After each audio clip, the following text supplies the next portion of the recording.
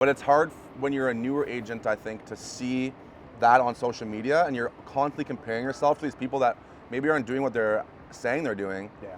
But it's hard when you're new because you're like, damn, you feel like you're failing yeah. forever. Well, they want to come and get into a property in Toronto, but it's like, how do you spend 1.5 without no parking spot? I think is really tough to do. You can tell anybody how you've gotten your success, but if they don't know what to do with that information, it's irrelevant. And the biggest unlock was once you get so busy, right, delegating, like building the team around you faster.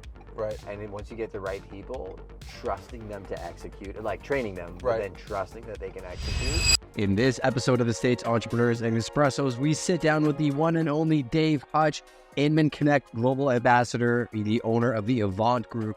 He's actually been on the Pride People podcast before. He gave us some great insight into creating referral business from your past clients. In this episode, he has 10x'd his business. We actually go to his office. He takes us into the mean streets in Toronto, Ontario, and takes us to an amazing property, gives us some insights. One of my favorite episodes to date. Make sure you hit the share button and share it out with one person that you think might get value from this episode, and make sure to leave us a rating and review. Enjoy the show. Not relevant to Canada. Sure. And then I just like bought his book recently, and I'm like like, $100 million offer, the new one? Leads, okay. New one. Yeah. I'm all in, dude. Yeah. It's crazy, and he gives like the coolest thing that I learned from him, my biggest takeaway, I think you kind of already do it, sure, but for me it was like, I had a hard time, I felt like I could kind of give you my secrets, but not all. Yeah. I wanted to keep and he's like, it wasn't until his story was basically, he was broke, he didn't know where to go, he needed to make a bunch of money. What his shtick was traveling around from city to city all over America setting up gyms, but he had to be there because his thing was, I'm gonna do it, okay? Sure. I'm not gonna give you my secrets because I'm gonna be there and do it, and then you take it from there.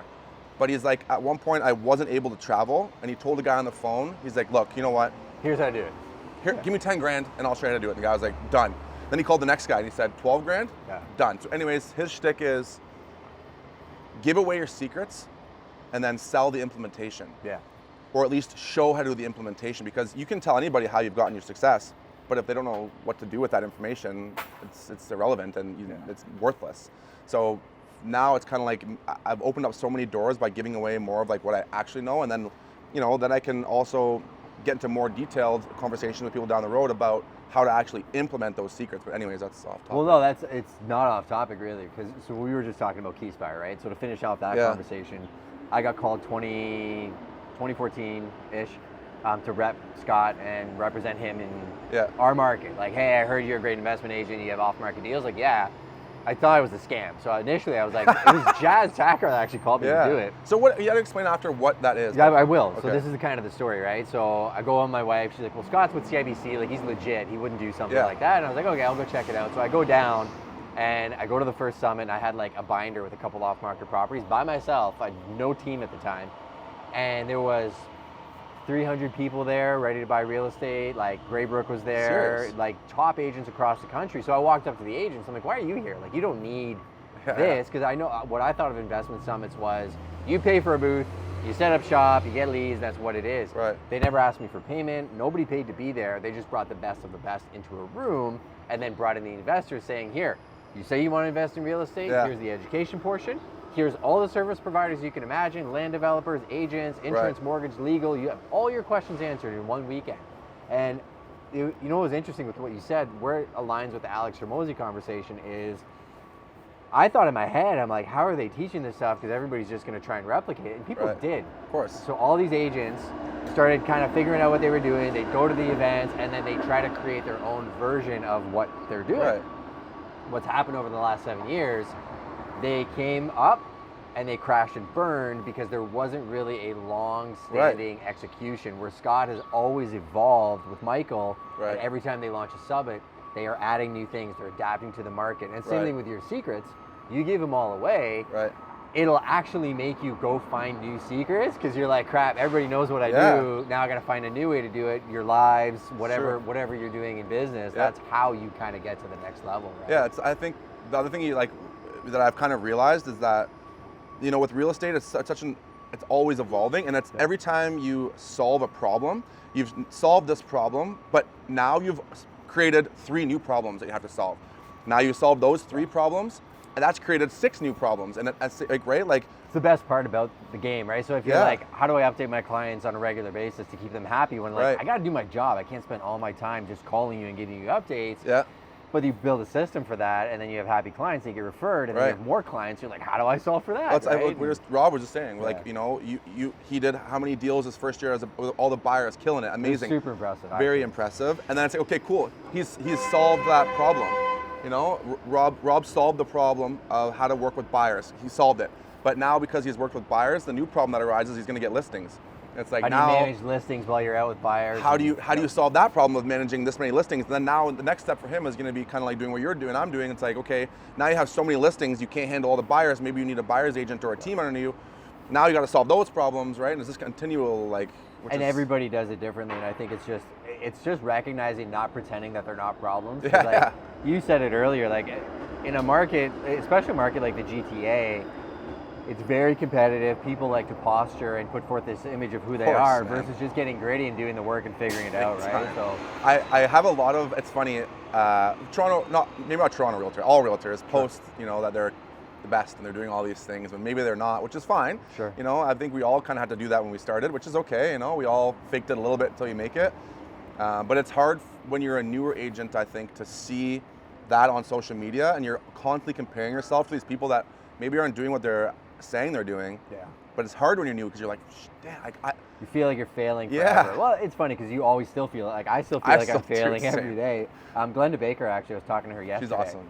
She said she actually went off. She did a post about those agents that are like, I'm the #1 agent, and I've done posts about it in the past too, where I'm like, yeah, I was the #1 agent for half a Tuesday on the Globe, once in January, right? Like anybody can say that. For sure. She was actually saying how like the future is going to change, where that post means nothing to the consumer. Yeah. It's what problem are you actually solving for the consumer? Yeah. How are you helping them understand the actual marketplace and navigating the transaction versus, you know, I'm the guy on every single bus sign. Hopefully there's no signs on the bus. that so guy, we're no. Okay. No, it's true. I agree with you. I think Glenda's awesome, actually. Like, are you going to Inman? You don't go to I'm not, so I may be there in January. I'm not sure yet. My schedule is kind of all You should come over to the place, FubCon but next year. I do. So they actually, I spoke to them last FubCon, and I was in Naples at that time. So I was in Naples during the BAM-X event. Oh, yeah. Sirhan had his mastermind, Oh, yeah, 'cause and you're I with- couldn't go.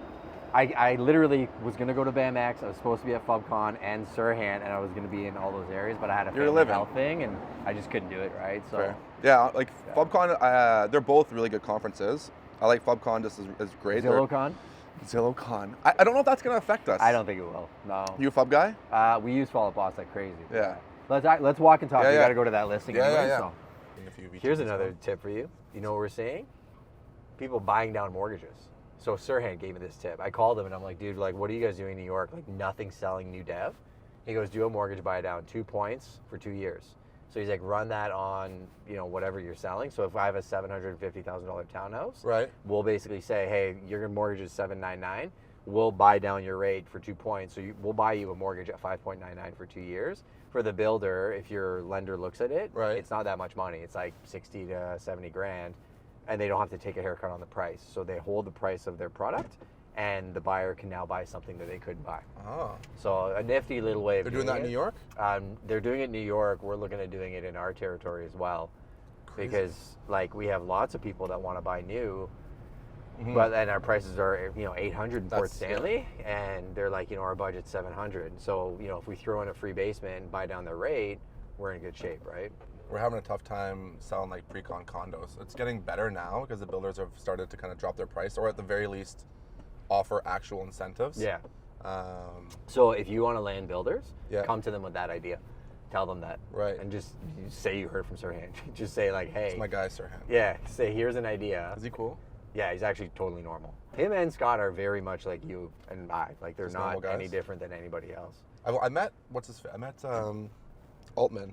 Oh, Josh okay. Altman. Yeah. He's the best. Is man. he? Yeah. Yeah. He's just like the same thing, like us, just a nice guy. That's funny. His brother was actually super funny too, Matt Altman, Yeah. and they're killing it too. They crush it down there. They're just like, I mean, it's so smart what they're doing, and they use that TV show to their advantage, big time, which obviously. It's funny because if you look at all those shows, there's what, like 20 agents that have been on these different shows, It's only a You're handful right. that really maximized it. And I'd say Altman for sure, and Sirhan obviously did what he did. And I think because they made it work, like they actually took the thing and turned it into something, right? You're right. There was actually at FubCon last year in Vegas.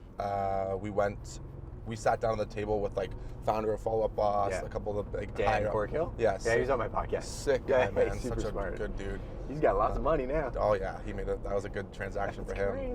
And then we sat down with one of the, I can't remember his name, but he was the same thing. He was on $1 Million Listing in New York. Okay. I can't remember his name. I'll find out later. But The guy with the long hair? No. No, not the model. He was like kind of a newer-ish guy. He kind of came in like the last little bit, and then okay. I don't think I followed it. Maybe at the end. yeah, and he Not Luis. Yeah, he said not Luis. He said basically like I didn't really see much success from it, to be honest. He's like, it was honestly more of a hindrance to him because he's like, I joined late. Those guys were already established. I came in, it was taking up all my time. He's like, it just wasn't a thing for me. He actually said it was the opposite effect. He said that when he was on it, he lost a lot of his like entry-level clients because they thought, oh, this guy only sells high-end. He's too busy for us. Huh. And he's like, I actually had to like call my entry-level clients, first-time buyers, like, whatever, keep and be like, no, I'm still, we're still the same. I'm just on a show. Everything's the same. But he's like, it hindered my performance, which kind of sucks. But Ryan said that too, actually. He said it was he left the show last year, right? Because he just has so much it makes more no going sense on. anymore for him. He got what he needed out of it. His Yeah, platform is it's bigger so- than the show at this point, right? Big time. Well, actually, like I did one of his courses a while back, and it was decent. Which one? You know what? I don't remember. It was The basics like sell like Sirhan course or closing course. fuck, I forget. It was good. It was good. He was on like a webinar once a week or something. It was when he Sure. first started his courses, so it was nice because it was still him involved with it, Yeah. which is kind of cool. But Guys, no time. I don't know how he does. Do Yeah. you have kids? I have a daughter. Yeah. How do you do it, man? I'm I'm curious because I feel like I'm at the age where I should be planning that. I'm not. So I think it starts with the perfect calendar, right? Like I think it starts with stepping back like this time of year and saying like 2024 is around the corner. Right. Like and planning all of the non-work stuff first. So like the way I think about it, my like buckets are faith, family, fitness, fun, finances. Okay. So like I in that order go through like what do I have to do in a year to like keep my family happy? Fair. And we're probably going to take one amazing trip this year, take 30, 45 days off, go somewhere crazy. Yeah. Every quarter, take a week vacation. Once a month, take a 3-day weekend and just go away. That's how I do it, right? Oh, so that's like cool. I put that in my calendar. Fitness wise, I have goals, so that goes in my calendar. You gym daily? Yeah, every day. First thing in the morning, right? What time? Right, I wake up at like 4:55, and then 5:30 to 7 is kind of no phones, no nothing, a train, and then do my. You go to the gym, or you have it? No, I have it. it at my home, like grand band, right? So I Interesting. built out a gym / studio. So like the studio I shoot in is my gym as well. Just doing your podcast. Just Yeah, ripping exactly. arm curls. I need to separate the two though, because like I'll have pop up on my laptop in the middle of a set, and then realize 5 minutes Oh, go I- by, and I it's know. just like I can't do it, right? So. That's I used to work out at my condo gym during like during the pandemic, and that was the problem with me. I'd get a text and be like, oh shit, I need to answer I that. know. I'm gonna go upstairs and answer that, and then I'd Kill your workout. yeah. Then I'm upstairs. I'm like, it's 30 minutes. I'm not going back down. Yeah. So I'm the anyway, s- I'm the but same. for advice for you, like honestly, that's the answer. Is like plan out your like what events do you want to go to, what type of travel do you want to do, and everything Right. else, and then realize how little time you actually have for work. And when I get to see what Ryan does versus what I do, he's actually helped me realize I don't want to be famous. I don't want to do as many things as he's doing. Yeah. I actually really value my time with my family and like Yep. my downtime. So I think the biggest unlock was once you get so busy, Right. delegating, like building the team around you faster. Right. And then once you get the right people, trusting them to execute, like training them, but Right. then trusting that they can execute. That's how you do it. Because right now, like if this was 6 months ago, I couldn't do this. Yeah. Like I would be on my phone the entire time, but everything's delegated. I don't have to worry about a thing. My email's being looked at, leads are being dealt with, clients are, I could do this for 9 hours and not worry about a thing. That's nice. I'm getting there. The teams. I just finished like a new agent onboarding course. That was my biggest hurdle because How to onboard them, right? How to because I would get people that want to join the team, and it worked out great, and then they would come on board and be like, okay, well now what? And I was like, shit, I gotta like. I'll show you my 30, 60, 90-day plan that I have, but a lot of it is just them showing up and being around you, right? That's a huge part of it. Big time. How many people do you got now on your team? 28. Good for you. Yeah. No, I'm at 18. Yeah. But it's. But like, a big part of it too. Like this guy's little get up. Yeah. That's wild. I'd be happy with 20. Like 20 agents doing 100 deals a year with awesome admin support. Like, how many admins more you is got now? not better. So we have Multiple. 3 like key players, and then we have 2 backup that help. Okay. And then a lot of systems and a lot of tech to support. Yeah, me too. I'm a big systems guy, but I think. Have you ever heard of Clean Technology? Do you use them? No. They do they helped with my action plans. Okay. They're great. What do they do? They basically write them for you, implement it for you. I'll send it to you. Game changing. I almost need to give them my like follow-up boss action plans and say clean all of these. That's what I did. Oh man. Yeah, I'll send you their information, and it was very reasonably priced. They're good. They're good. Because like we're doing that, and I'm like, I don't have time. That's like, what I can't sit down and be like. How am I gonna draft up 8 years of drip campaign emails? You know, that'd take me 5 months. Do they work? They're great. Yeah. They just implemented a new thing called Texting Betty. You see this? No. It's essentially drip campaigns but texting. The problem I find, because it's an American company, Sure.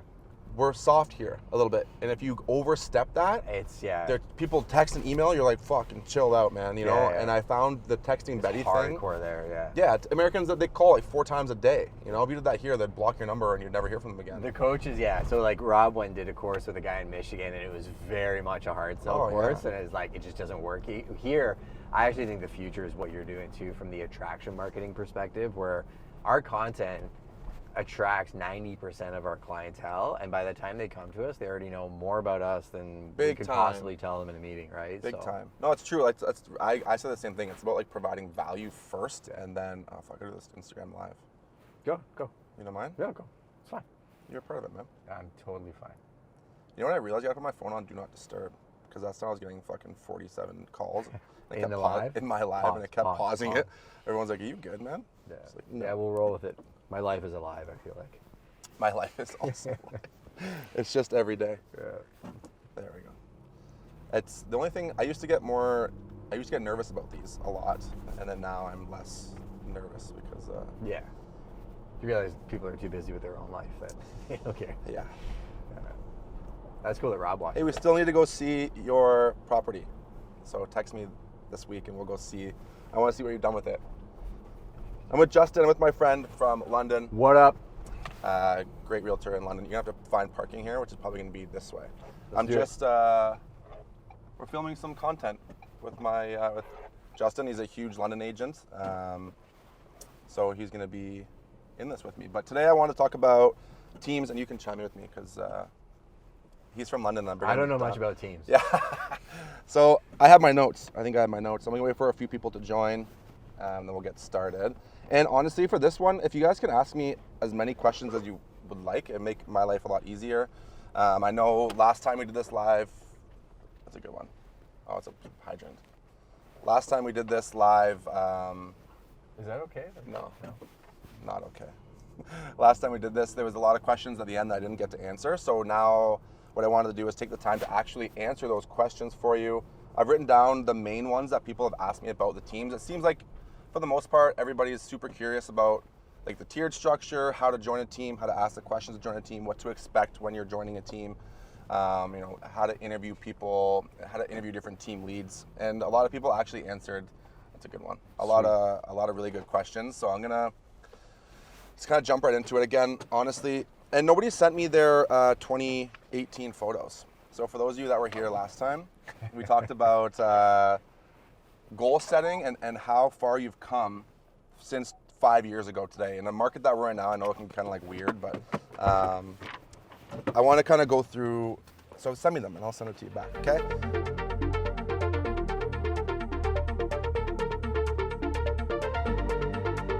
I moved back to London, man. Dude, I'll make you one for 100. Yeah, no, I got a really good printer. I'll give you his contact. Yeah? Yeah. So the guy that built this, what was the inspiration? So, okay, the guy that built this, his name's Super Cool, which is a hilarious name. But he only built 6, so he only does super high-end luxury stuff. Okay. He's tried one condo, but this was his last project in Toronto. Interesting. Issues with permitting. He was actually supposed to do this similar townhomes just east of this. Yeah. He was supposed to do 12. Sure. Built 6 and out. So that's why this is like kind of a one-of-a-kind property. Very like eclectic, very niche. Everything is very high-end finishes. Very tight-knit community. So this is actually a PODL, so parcel on tied land. So like snow removal, garbage, windows, all covered from a monthly maintenance fee. Oh, interesting. So it's not a freehold property. It's a PODL. It's like between a condo and a freehold almost, right? Right. Yeah. So the nice thing is the group of owners is only 6. They're very close. Yeah. They talk all the time. They all have like families. When they bought this, every property sold. All 6 sold at the same time. So now it's another cycle. There's one for sale beside it too. But I think whoever's going to be buying this property, it's someone that wants to stay in Toronto. Sure. They want low maintenance. They can't have a condo. Yeah. They don't want a house. So it's like a niche little market, something in between. With enough space so you can have a family. There's enough bedrooms, 3 bedrooms. No upkeep of a house. You can turn if you want to go down to Florida for a month, you can do that. That's what I mean. Space, right? Yeah. So a lot of the people that would like, for example, the current owner here, he's always in the US and Canada. Like you said, it's easy to maintain. Yeah. Maybe they travel a lot, whatever, for work. So I think this like particular buyer is going to be well off, maybe tech industry, finance industry, whatever, maybe entrepreneur.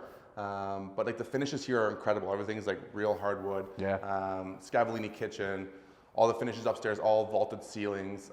It's got the like all pot lights, 1 million pot lights. The downstairs is great. You get your own drive-in garage, which is rare. Yeah, if you look like back. That's a problem with this part of Toronto. Okay, so it's a very Toronto-specific problem that like these townhomes here, they do not have parking. Okay. So you're buying that property for probably 1.1 million, and it does not have a parking space. Where do you park?